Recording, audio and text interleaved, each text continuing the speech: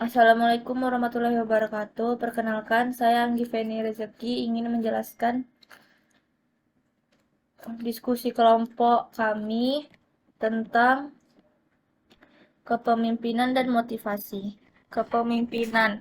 Pengertian kepemimpinan menurut Sutrisna, kepemimpinan ialah sebagai proses mengarahkan dan memengaruhi aktivitas yang berkaitan dengan tugas dari para anggota kelompok.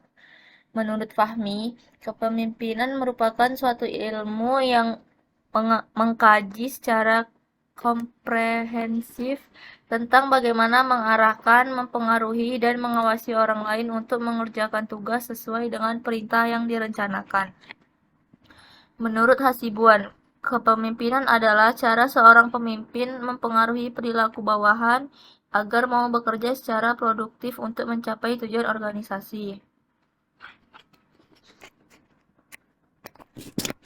Fungsi dari peran penting kepemimpinan.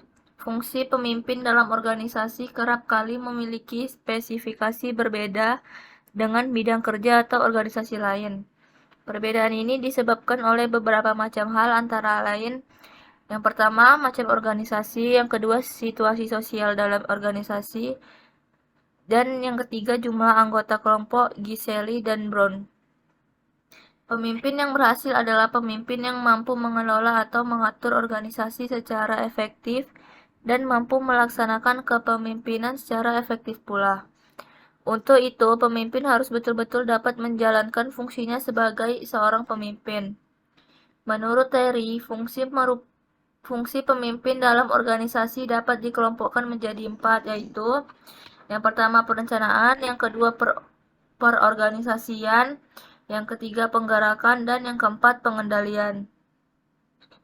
Dalam menjalankan fungsinya, pemimpin mempunyai tugas-tugas tertentu, yaitu mengusahakan agar kelompok dapat mencapai tujuan dengan baik dalam kerjasama yang produktif dan dalam keadaan yang bagaimanapun yang dihadapi kelompok.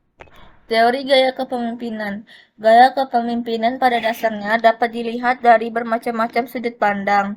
Bila dilihat dari sudut perilaku pemimpin, apa yang dikemukakan oleh Tenenbaum dan Schmidt, perilaku pemimpin membentuk suatu kontinum dari sifat otokratik sampai demokratik. Menurut beliau, sifat ekstrim ini dipengaruhi oleh identitas penggunaan kekuasaan oleh pemimpin dan penggunaan kebebasan oleh pengikut. Menurut Lipit dan White. Menurut Sutrisno, gaya kepemimpinan demokratis mendorong anggota untuk menentukan antara lain yang pertama kebijakan mereka sendiri, yang kedua memberi pandangan tentang langkah dan hasil yang diperoleh, yang ketiga memberi kebebasan untuk memulai tugas, yang keempat mengembangkan inisiatif, yang kelima memelihara komunikasi dan interaksi yang luas, dan yang terakhir menerapkan hubungan yang sporty.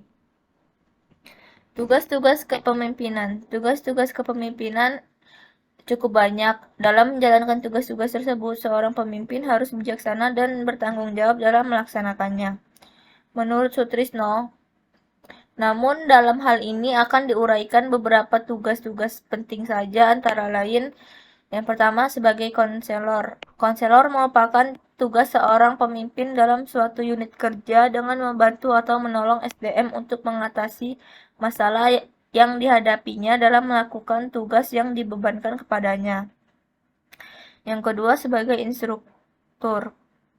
Sebagai pemimpin pada peringkat manapun ia berada, sebenarnya pada jabatannya itu melekat tugas sebagai instruktur atau sebagai pengajar yang baik terhadap SDM yang ada di bawahnya. Yang ketiga, memimpin rapat. Seorang pemimpin dapat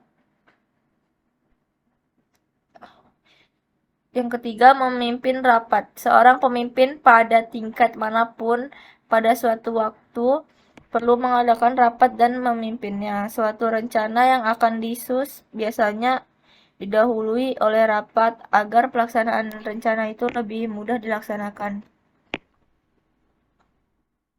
Pengertian motivasi. Motivasi berasal dari kata bahasa Latin movere yang berarti menggerakkan. Berdasarkan pengertian ini, makna motivasi menjadi berkembang. Wojtkowski 1985 menjelaskan motivasi sebagai suatu kondisi yang menyebabkan atau menimbulkan perilaku tertentu dan yang memberi arah dan ketahanan pada tingkah laku tersebut. Sedangkan Imron 1966 menjelaskan motivasi berasal dari bahasa Inggris yaitu motivation yang berarti dorongan, pengalasan, dan motivasi. Kata kerjanya adalah to motive yang berarti mendorong, menyebabkan, dan merangsang. Motivasi juga dapat diartikan sebagai tujuan yang ingin dicapai melalui perilaku tersebut menurut Cropley 1985.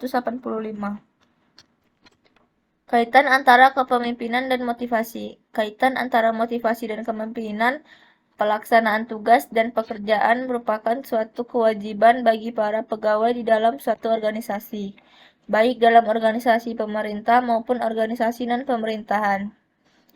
Kemudian di dalam pelaksanaan tugas dan pekerjaan tersebut tentunya pasti mempunyai suatu tujuan yang sama, yakni mengharapkan suatu hasil pekerjaan dan tugas yang baik serta memuaskan sesuai dengan apa yang ditentukan sebelumnya.